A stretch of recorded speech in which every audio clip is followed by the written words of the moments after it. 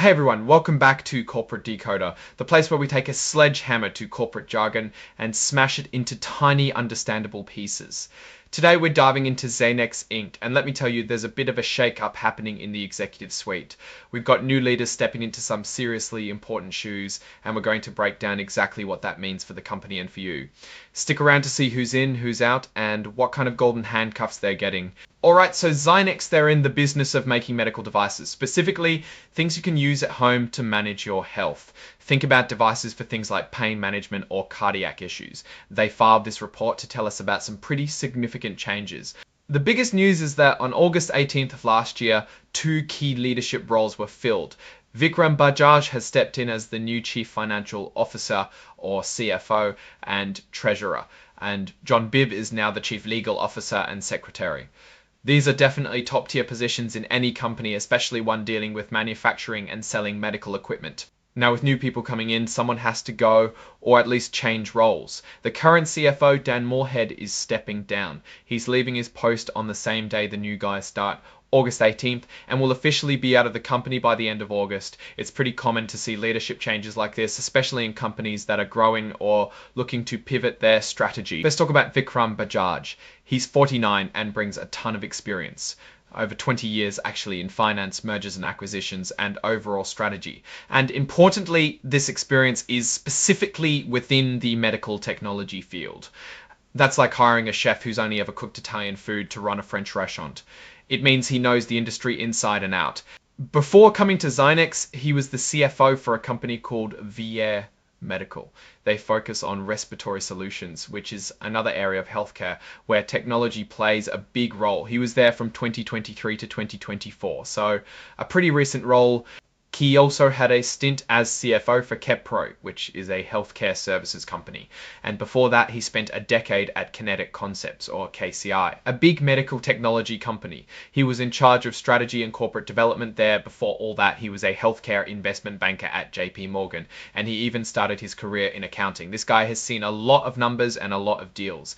Now let's look at John Bibb. He's 52, and his background is in executive leadership, handling things like mergers, working with the stock market, dealing with legal battles, and making sure companies follow all the rules. He's done this in both private and public companies. Interestingly, John Bibb also comes from VR Medical, the same company Vikram Bajaj was CFO for. Bibb was actually the group CEO there. That means these 2 new hires have a history of working together, and they've both been at the top of another medtech company. Before being CEO at VR, he was their executive vice president, handling both legal and HR matters. And before VR, he was also at KCI, same company as Bajaj, for a long time. There he held positions like executive vice president and general counsel, and also as chief human resources officer. He also has experience as a lawyer at top law firms, so a very seasoned legal and executive mind. Now, anytime you bring in new top executives, you want to know what they're getting paid, right? For Vikram Bajaj, his base salary is $450,000 a year. He's also eligible for a bonus, and the target is a pretty hefty 70% of his base salary. That means if he knocks it out of the park, he could make an extra $15,000 on top of this salary.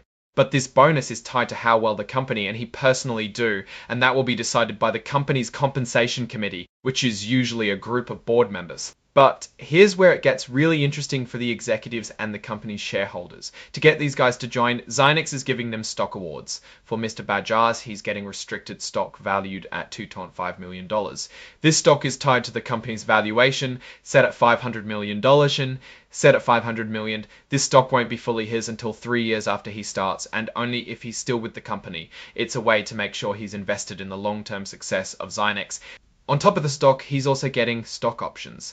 These are also valued at $5 million based on that same $500 million company valuation. Stock options give him the right to buy ZYNEX stock at a certain price in the future. These options will be doled out over 4 years, a little bit every quarter as long as he keeps working there. This is pretty standard stuff for attracting high-level talent. It's essentially a big pay package designed to keep them motivated and aligned with the company's stock performance.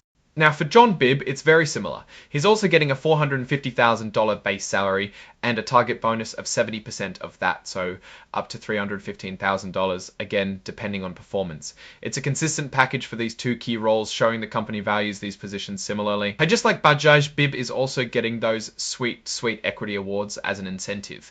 He's getting $2.5 million worth of restricted stock vesting over 3 years, again, contingent on him staying with ZYNEX. And he's also getting $2.5 million in stock options, also vesting over 4 years. So in total, each of these new top executives is walking in with a compensation package that could be worth well over $1 million in the first few years, primarily through these stock grants and options, which is heavily performance-based. That's a significant investment by ZYNEX to bring in this talent. Now, what happens if things don't work out? The agreements for both Bajaj and Bibb spell out what they get if the company fires them without a good reason, or if they decide to leave for a really good reason. This is called severance.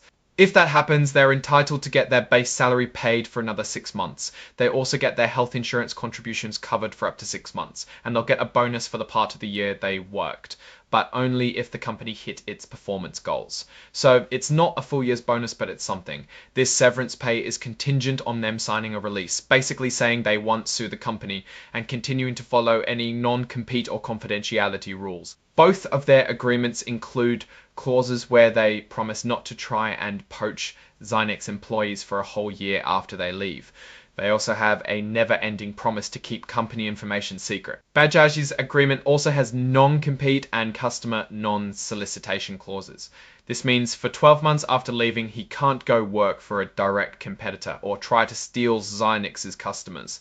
These are pretty standard to protect the company's business interests, especially when you're paying someone millions. There was another change too, not just in the executive ranks, but on the board of directors itself. On August 18th, the same day the new CFO and chief legal officer started, the board decided to add one more director. The total number of directors went from 4 to 5. And who got appointed to this new seat? Stephen Dyson, who is already the chief executive officer of ZYNEX. What's interesting here is that Mr. Dyson won't get paid extra for being on the board. This suggests it's more about filling a need and aligning the CEO's role with the board's oversight. It can sometimes be a good sign when leadership is closely tied to the board, making sure everyone is on the same page. Now, beyond these specific role changes, the company also used this filing to share a press release about these events. This is a standard way for companies to announce important news to everyone at the same time, so no one gets unfair insider information. It's basically saying, hey, we're attaching the official announcement we put out, and they're labeling it Exhibit 99-1. This is pretty standard procedure for these types of SEC filings. And finally, the report concludes by listing the exhibits that are part of this filing. Here we see Exhibit 99.1, which is that press release detailing the new CFO and Chief Legal Officer. And then there's Exhibit 104, which is the cover page interactive data file. This is a technical detail for how the financial information is presented in a machine-readable format, making it easier for analysts and investors to crunch the numbers. And the whole thing is signed off by Stephen Dyson, the CEO, on August 20th, just a couple of days after the reported events. This confirms that the changes were officially enacted and reported.